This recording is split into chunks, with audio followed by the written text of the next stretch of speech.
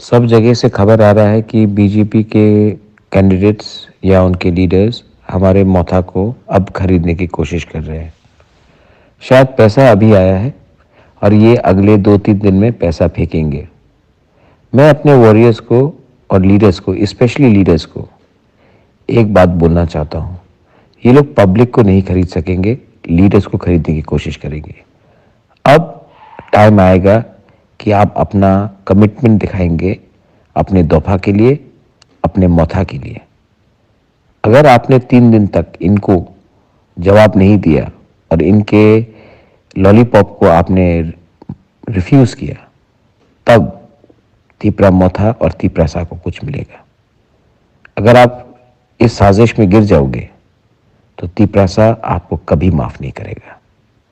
ये बुबागरा का मैसेज है और आपको लेसन भी है। अब टाइम है कमिटमेंट दिखाना अपने दोफा को। हम भाई।